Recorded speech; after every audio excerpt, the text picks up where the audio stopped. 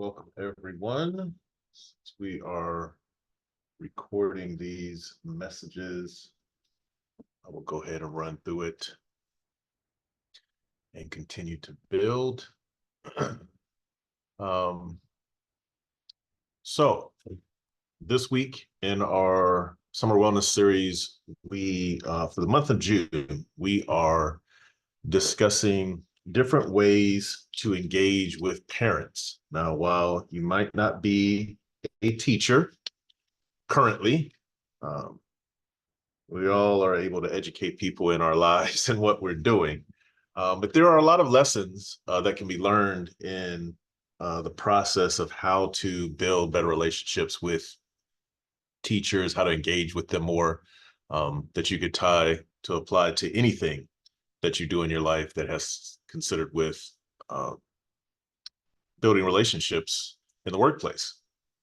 So don't disengage simply because you don't find yourself as an educator.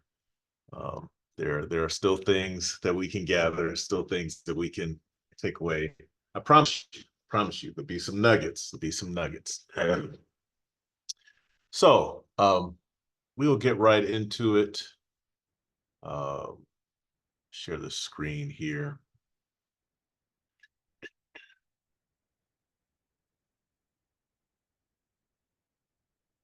All right. So this week we're talking about fair process. Fair process is something that is known in restorative practices. Last week we discussed the social discipline window, and that has to do with several things that we'll get into. But look at what we're getting into tonight is defining fair process. We'll go through the 3 principles of fair process, and then we'll wrap up. It'll be a short time together. Try not to make these too lengthy, but just a way to check in each evening. So let's get right into it. There are 4 things that we want to take away from this evening's time together. First one being, we'll define fair process so we have an understanding of what that is, how we can apply that to different aspects of our life. We also want to understand the purpose of engagement, principle number 1 in fair process. Principle number 2 is explanation. And principle number 3 is expectation. So how do all 3 of these form into the idea of fair process? So what is fair process? Last week we talked about the social discipline window. Fair process is how you demonstrate the restorative window of the social discipline window. So the social discipline window is basically how we communicate with each other. We can talk to people, for people, with people, or not talk to them at all. And in dealing with parents, you can look at something from the standpoint of, if I'm talking to a child, that's punitive. If I'm talking for a child, I'm kind of allowing them to do things.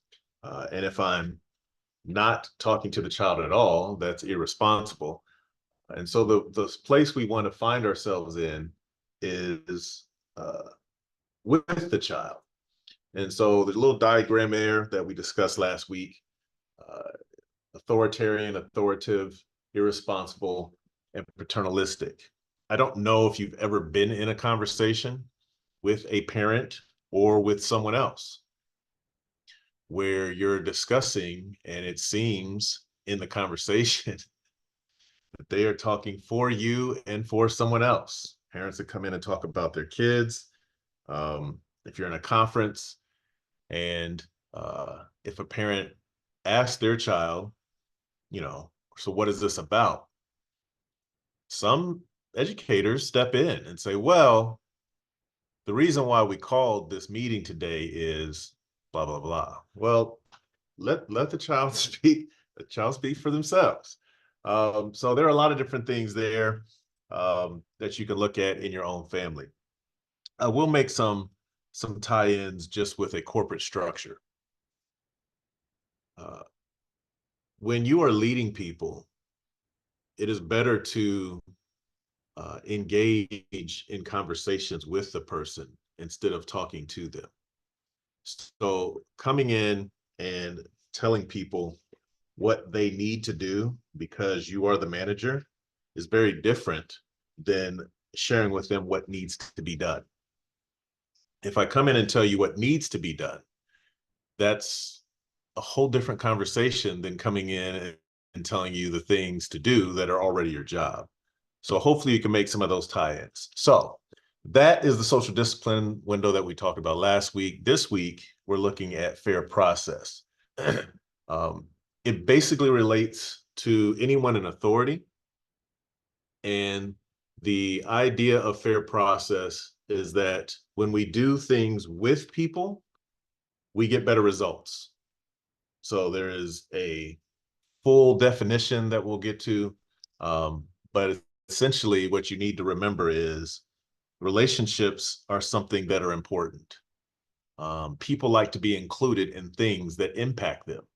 And many times that is overlooked, whether you're dealing with uh, students, as educators, there are a lot of things that come across our table throughout a school day. And consciously or subconsciously, explicitly or implicitly, there are times where there is the us versus them, meaning the educator versus the parent, and the child is in the middle. And if you've ever been in a divorce or dealt with divorced parents, you can see those games played out. And there are teachers and administrators and educators that would never, they tell themselves, we tell ourselves, we would never put a student in the middle. But a lot of times we do. And so what happens is because we don't have enough time in the day, because we don't have enough resources, we don't give our parents enough information. We talk to them about their child instead of with them about their child. And you can apply that to a variety of different things. And so the idea of fair process is a very simple concept. It's not always easily implemented, but it is a very simple concept. And that is people do better when they are engaged with and explained, uh, and reasonable expectations are set with things that involve them. And when you make decisions at a company, it's not just your customers, but all the people that have to implement those decisions are impacted. So that's what we're looking at with fair process. So let's get to the actual definition. The central idea of fair process is that individuals are most likely to trust and cooperate freely with systems, whether they themselves win or lose by those systems when fair process is observed. And that is out of the Harvard Business Review on research done by Kim and Marborn in 2003. And it is basically that in relationships, we're more happier when we're involved in the decisions that impact us, right? Um, when you're, I would tell my team all the time when I was administrator that we have to give parents and students time. Even if you're on an executive team, uh, you will find that many times people give pushback. We have this thing called the change grief curve, and it's change is loss. Anytime you change from one thing to another thing, you experience loss. It is not on the level as loss of a loved one, but grief happens. So what I had is no more. And now you're asking me to do something else. The view I had of my child is no more. You're telling me you have a different view of my child. The view I had of our business is no more. We have to change. The view I've had of my role, the view I had of my taking vacation, you can apply it across the board. And what happens is I would tell my staff that we have been working on this. I remember when we went from traditional grading to standard-based grading. It was an 18-month process. What the report cards would look like, and how does that impact the grading, and all those types of things. Then we rolled it out and we had mixed, we had, yay, we've been waiting for this forever, and we had, you guys have lost your minds. And the teachers are at the brunt of all that pushback from the parents. And I remember trying to help them understand that they've had the information for 24 hours. We had all those things and starting it out and all that type of stuff. And so this is where fair process can come into play. So the three things that go along with fair process is the principle number one is engagement. Principle number two is explanation. And principle number three is expectation clarity. Expectation clarity. So let's get into it. First one is engagement. All right, engagement. So engagement is involving individuals in the decision that affects them by listening to their views and genuinely taking their opinions into account. So I have a question for us this evening. What is one thing that in one way, you could provide this opportunity for someone you have authority over? What is one way that you could provide this opportunity for someone you have authority over?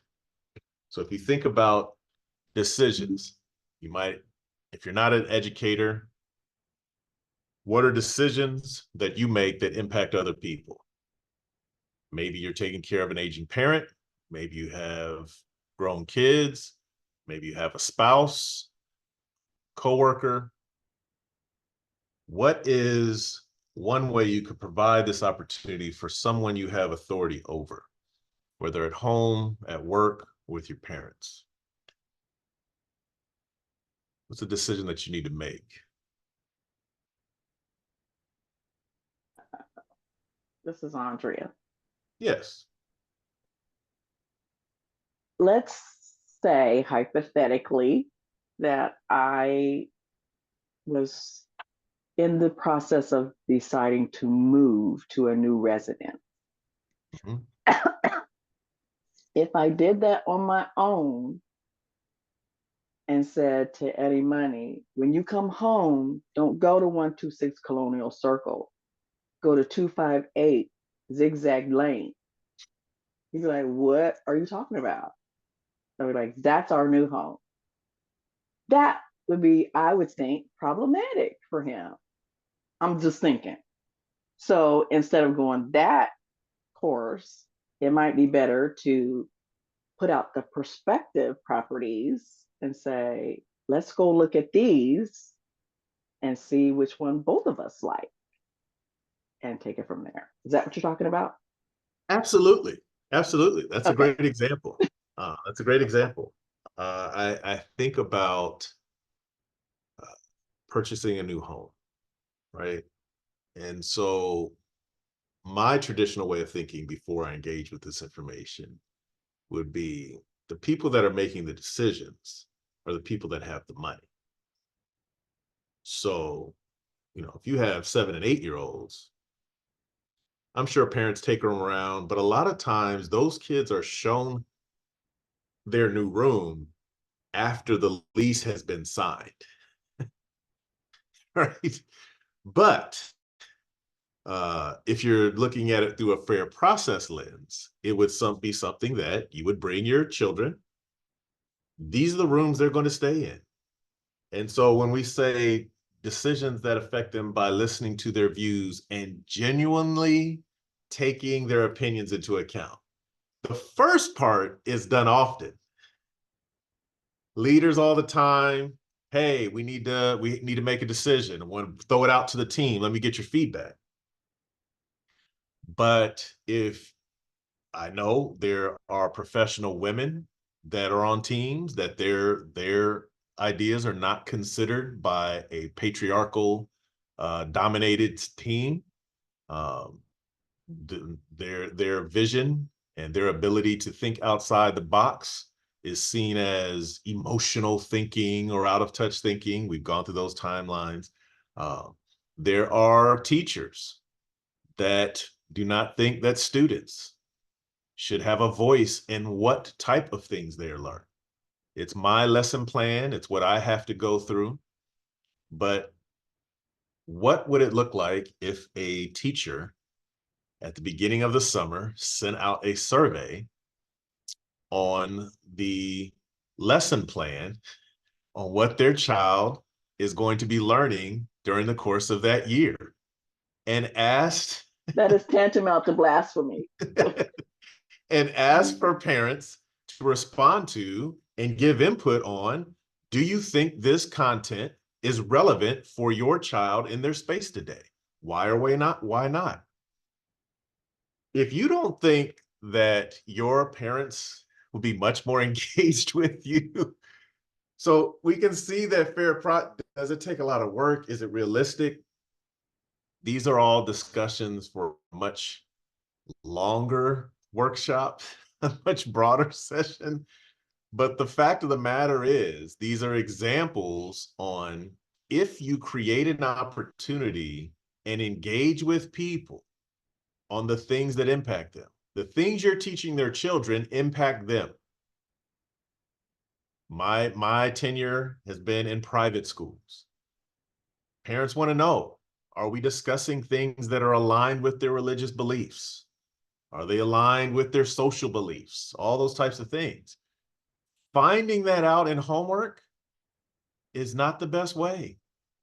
Not the best way. The first time I figure out that you're doing this subject matter is when they bring home, little Jimmy brings home his fourth grade history lesson, and now I have to help him. That's not a good look. It's not a good look at all. So understanding engagement is involving people in decisions, but genuinely taking their opinions into account. And you can look at that from church board leadership. You can look at it from a variety of different things on this is the direction the church needs to go. And you have uh, a board full of predominantly boomers and Gen X, and you have 2 or 3 members on there that are millennials and Gen Z. Are you genuinely taking their views into account when you ask the question, involve them, because they go to the church as well? So the next one is explanation. Explanation. So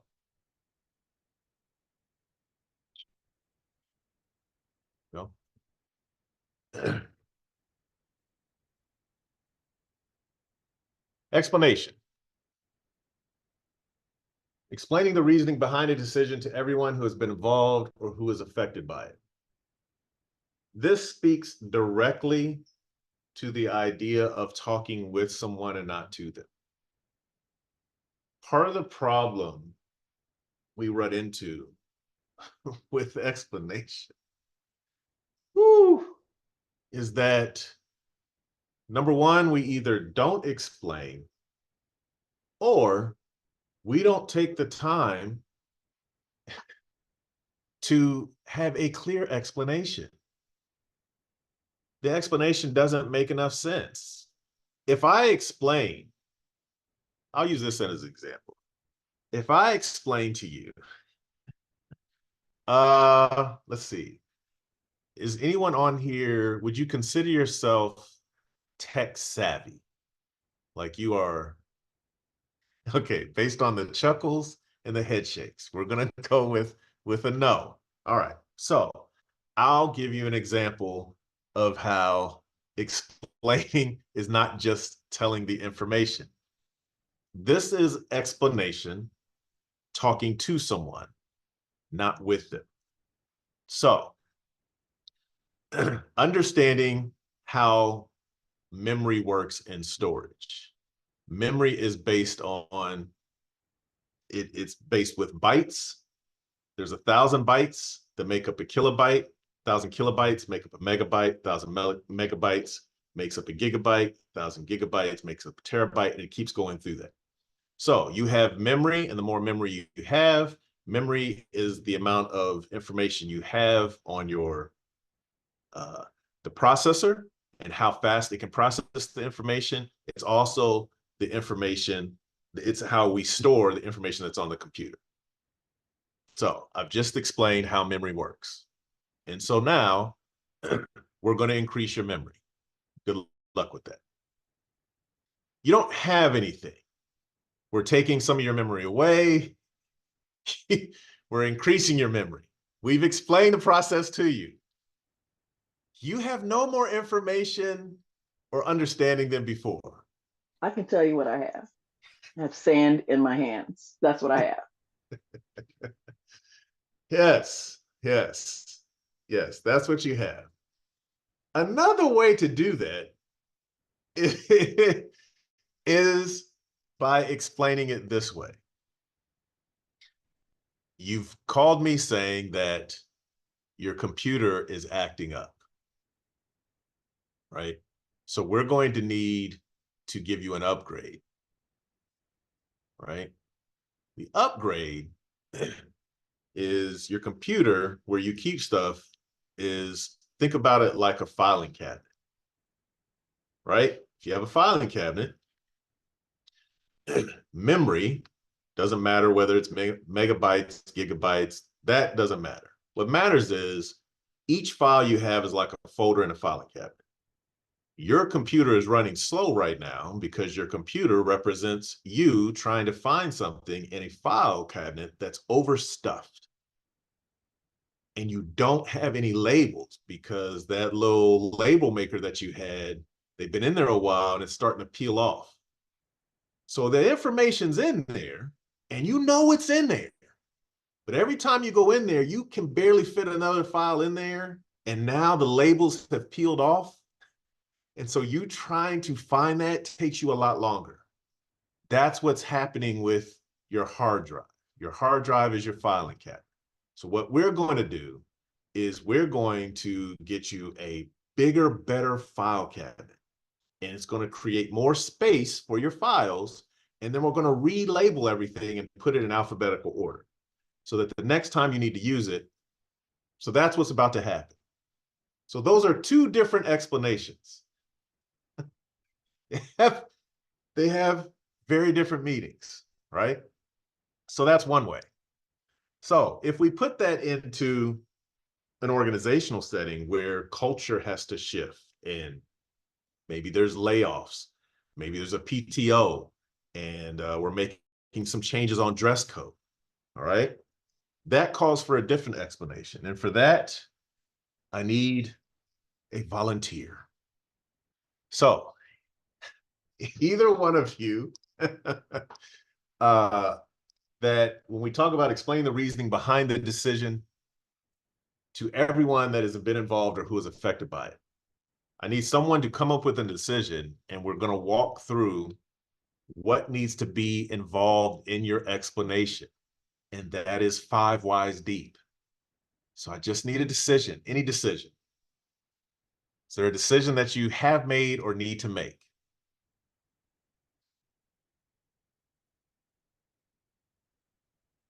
I would hum the Jeopardy tune, but I think people know it in their own head. Well, you could take the one that they did back during COVID, where they decided to now have a hybrid school schedule, Okay. where certain days you're going to be on Zoom and certain days you're going to be Right, in right. person. I can't do that because that's going to be me explaining it.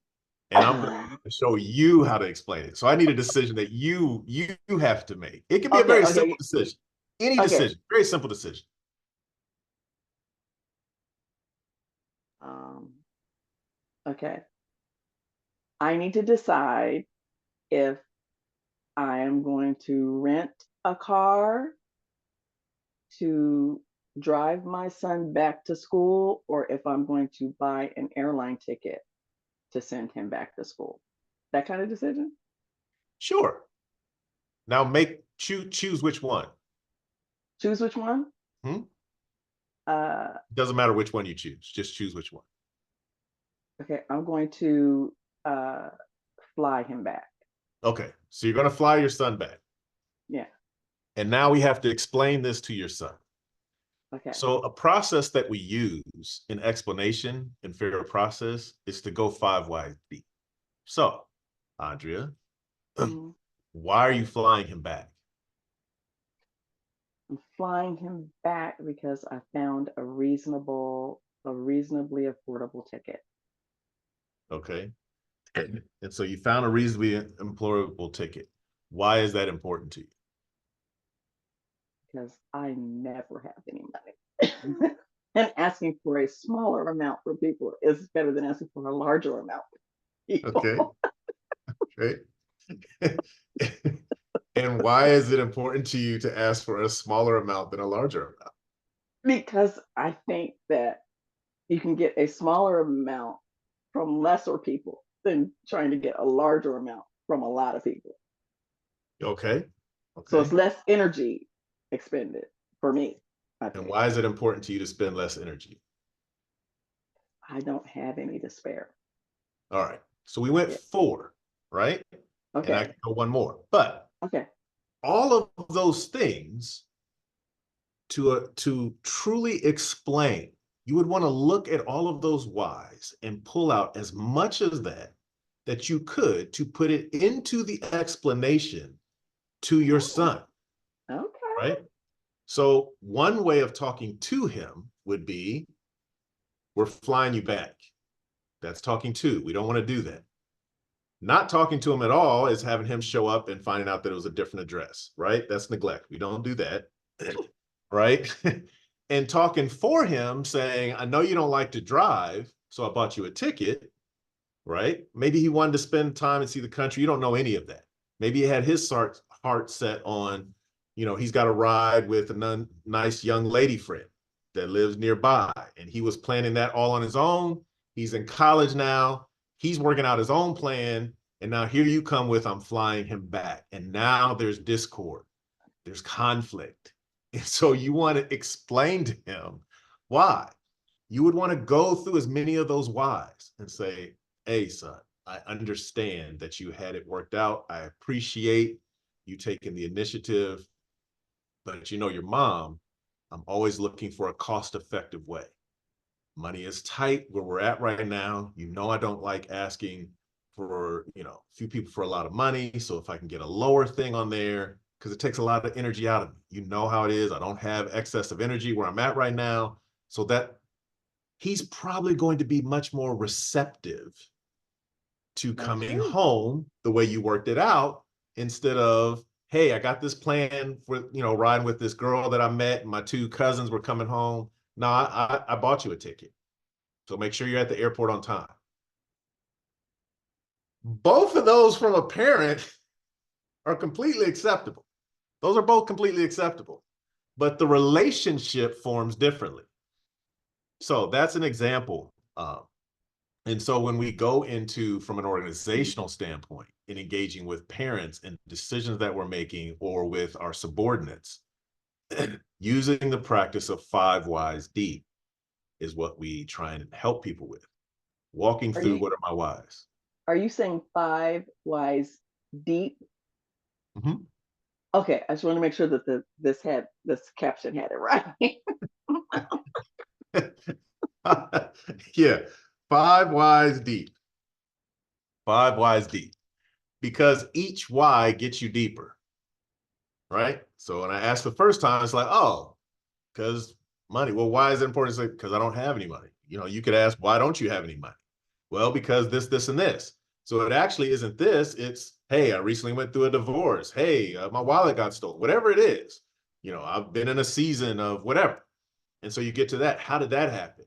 And so now you get down to the core reasonings of why you're making the reason. And all of that can't be shared, right? The school is making decisions. There was inappropriateness with funds and this and that. You have to tell as much of that as possible. But to just go give one reason, when you look at decisions from an organizational standpoint that are being made, the impact to a PTO, to a group of parents, to a group of students. Think about all of their histories. So the more wise you go into, the broader your explanation can become, and hopefully you can make a connection with someone else. All right, last one. We're moving good. This is good. Moving through it. So the last one is expectation clarity. Expectation clarity. Making sure that everyone clearly understands the decision and what is expected of them in the future. All right. So one of the pushbacks, there are several, but one of the pushbacks we get in fair process is when you start, a lot of it is a new paradigm. So when you start talking about building relationships and involving people in the decisions that impact them, it takes too long. There's not enough time. That's why we're in leadership positions, because we have experience, and you get a lot of different things. And some of it tends to lean on the side of, well, we know what's best, right? We're in this position because we know what's best. Um, Two of the schools that I worked at, we involved students in their discipline. So we use love and logic as a framework. And there, you can Google that and look that up, what goes into that. But it basically speaks to the part of, okay, you've done something wrong, but this is a moment in time. I always give the example, if you keep a child from recess, but they like to draw and they're not athletic and don't want to run around and play, what have you really done in that punishment? Right? So you want to work with them to say, hey, this is a misstep, this is a mistake, we can bounce back from this. What is something that you think, here's what I'm thinking, what is something that you think would help you correct your behavior? There's a lot of pushback to that. And so when you get to expectations and you go through the first two in fair process, some people believe that you're caving in, that the business needs to move forward in a certain way, and that the leaders need to be in charge of that way. And so you're giving up that charge. The reason why we call it expectation clarity is because some decisions as an organization are being done with or without the approval of the group. Fair process is not about getting consensus. It's about building relationships. I can genuinely engage with you and genuinely accept your suggestions, and that does not mean that I'm going to do them. Well, how do you know if you're genuinely or not? Well, that speaks to integrity and character. We're not here to judge the different people. We're telling you that if you do this, the relationships will form and you'll be able to move forward. Expectation clarity has to do with, this is what's happening. And this is what happens if you don't get on board. See, we're doing this, parents. We've put it out before. We've put the survey out. We've asked you about how you feel about what we're teaching. You've given us back. We've heard the feedback. We considered it.